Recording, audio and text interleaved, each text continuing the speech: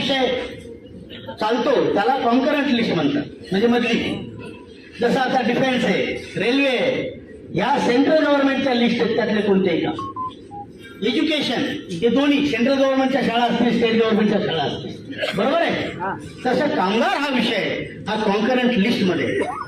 आणि म्हणून सेंट्रल गव्हर्नमेंटनी जे 4 कोड केले त्याचे आता आपण उहापोह पुढे करणारच आहोत. आज बोलण्याची वेळ नाही, पण त्याचं आम्ही स्वागत केलेलं आहे. आणि ते चांगले नियम आहेत. आणि ते कसे चांगले, जिथं त्याच्यात काम होणार नाही, कामगार विश्वात बदल घडवायचा असतील तर 4 गोष्टी फार महत्वाच्या आहेत. एक म्हणजे उद्योगपती, त्याचा उद्योग काढला म्हणूनच काम तुम्हाला मिळणार आहे, बरोबर आहे का. दुसरा कामगार, त्यांनी काम केलं तरच उद्योग वाढणार आहे, बरोबर आहे. आणि या दोघांच्या मध्ये बॅलन्स ठेवण्यासाठी सरकार महत्वाचा कॉम्पोनंट आहे. आणि जर सरकारने पार्शिलिटी केली किंवा कामगारांची बाजू हलकी पडायला लागली, त्यासाठी युनियन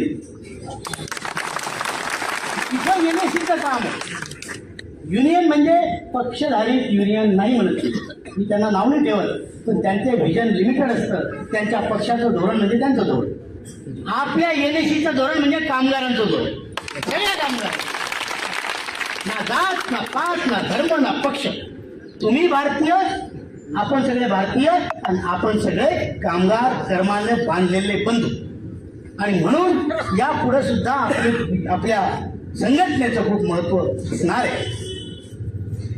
आता लेबर कोड झाले, लेबर सुधारणा कायदा जेव्हा येईल, कदाचित या पार्लमेंटरी सेशन मध्ये येऊ शकतो. काम लवकरात लवकर होईल अशी चांगली आशा घेऊन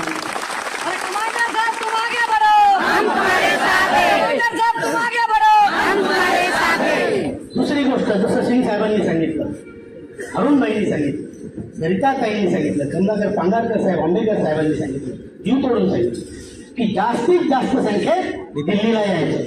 3 आणि 4 तारीख 2 दिवस थंडी सहन केली तर आपण मरत नाही. जो माणूस कर्तबगार आहे, जो माणूस ऍक्टिव्ह आहे, त्याला रोग ग्रासत नाही. जो घरी बसून म्हणतो दे रे हरी पलंगावरी, तर हरी त्याला दुसरंच काही देतो. बरोबर आहे काय करायचं. म्हणून आपल्याला दिल्लीला यायचं. हे मी तुम्हाला जाहीर आवाहन करतो, आमंत्रण देतो. आणि कसं जायचं, रिझर्वेशन मिळालं नाही. अरे युद्धावर जाताना जर सैनिकांनी म्हटलं की बाबा घोडं लंगडे, युद्ध कोण करणार आहे. तर घोडं लंगडे तर पळत जा, बरोबर आहे का दामळे साहेब.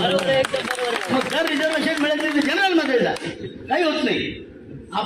आपण कष्ट केलेले लोक आहे, नाटक लोक आहे, तरी सुद्धा हे तर आपण करणारच 3 आणि 4 तारखेला. पण आपले प्रयत्न हे सुद्धा चालू आहेत की त्याच्या आत आपलं काम व्हावं आणि आंदोलन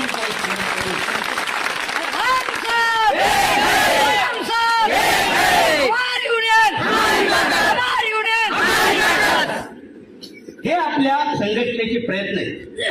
यश किती देवाला माहीत, पण प्रयत्न या सगळ्या लोकांचे, तुमचे जे लीडर आहेत, आपल्या वाळूचे पण इथे आलेले लीडर आहेत, लक्ष्मणराव आहेत, काकडे साहेब आहेत, वाकोडे साहेब आहेत, आणि ही सगळी मंडळी इथे बसलेली, यांचं तुमच्यासाठी काय मी तुम्हाला सांगतो. आपले नेते प्रामाणिक आहेत, त्यांच्या मनापासून कष्ट उपटतात.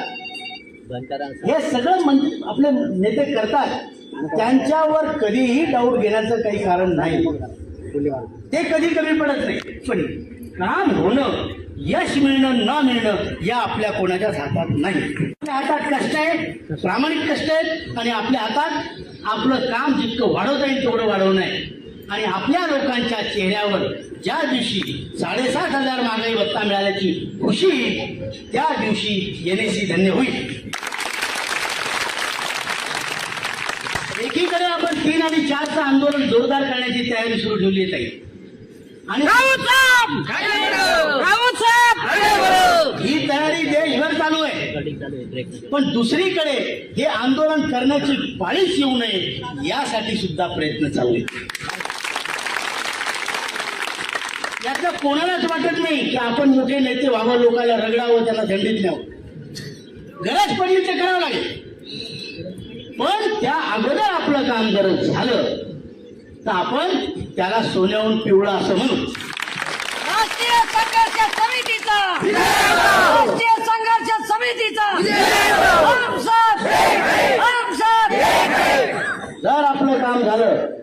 आपलं काम संपत नाही. सांगून ठेवतो, काम झाल्याबरोबर पूर्ण देशात आपण कृतज्ञता सभा घेणार.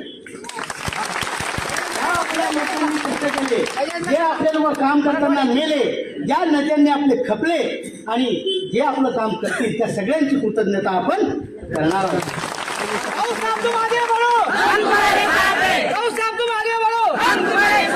त्यानंतर एक गोष्ट आणखी, आज इथे छत्रपती संभाजीनगरमध्ये आपण आहोत आणि तुमचे दोन्ही खासदार आदरणीय काळेसाहेब, आदरणीय भुमरे साहेब या लोकांनी आपल्याला मागच्या आंदोलनात आपल्या स्टेजवर येऊन आपली किंमत वाढवली, आपलं काम उचलून दिलं आणि पार्लमेंटमध्ये सुद्धा जाऊन संसदेत